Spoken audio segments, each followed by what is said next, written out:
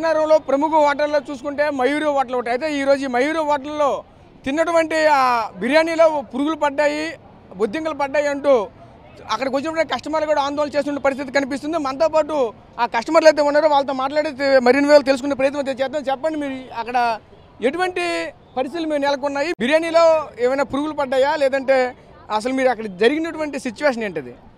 తింటూ ఉంటే బొద్దింకలు అందులో నుండి ముద్దలు తీసి ఇలా నోట్లో పెట్టగానే ఓ బొద్దింక అయితే లోనికి వెళ్ళింది. ఇంకొన్ని బొద్దింక అయితే ఆ ప్లేట్లోనే ఉంది. ఆ తిన్ను ముద్ద కూడా అక్కడే ఊసేసాం అనమాట. ఊసేసి సిబ్బందిని అడిగితేనేమో అది బై మిస్టేక్ అని చెప్తున్నారు. బై మిస్టేక్ ఎలాగవుద్దమ్మా, 270 రూపాయలు ఇటు కడుతున్నాం, బై మిస్టేక్ ఎలా కడతారో అని చెప్తే వాళ్ళు అంటే by mistake sir, sorry sir అని చెప్తున్నారు.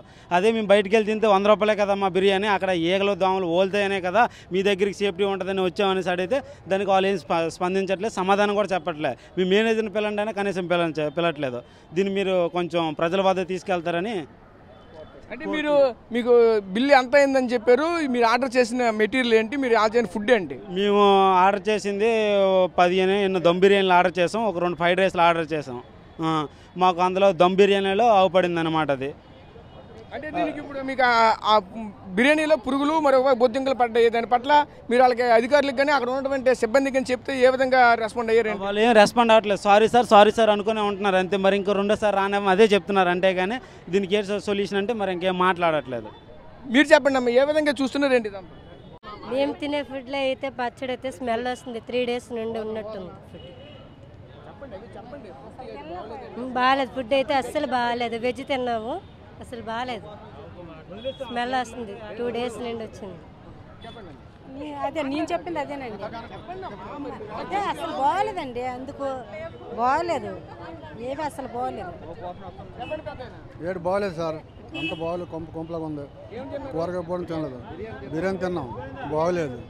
అందులో సగం తిన్నాం, సగం మానేసాం అంతే. రేటు తింటాం, బాగోలేదు. చెప్తాడు మా అదే బిర్యానీ తింటానమండి. ఎప్పుడైతే మా వాడికి చిన్న బద్దం కనబడదో అలా ఒగ్గిస్తాను నేనైతే. అందరం అలా లేచిపోయి వచ్చేసాం. ఏంటి ఇలాగనే అడిగితే వాళ్ళు చెప్పడం లేదు, కనీసం రెస్పెక్ట్ అవ్వడంలా. ఇలా జరిగింది అనేస్తాను కానీ ఏమంటాంలా. అది ఎక్కడి నుంచి వచ్చారు? మేము శ్రీకాకుళం, అంటే పొందూరు దగ్గర కృష్ణాపురం పొందూరు దగ్గర కృష్ణాపురం. అది అంటే మీరు బిర్యానీ ఆర్డర్ పెట్టారా, వేరే రైస్ ఏమైనా ఆర్డర్ పెట్టారు? ఎందులో మీకు బొద్దింకలు కనిపించాయి? దమ్ బిర్యానీలో కనపడ్డది. దమ్ బిర్యానీలో కనపడదు. ఫ్రైడ్ రైస్ ఒకరు తిన్నాము, దమ్ బిర్యానీ కొందరు తిన్నారు, వీళ్ళేమో నాన్ వెజ్ తిన్నారు.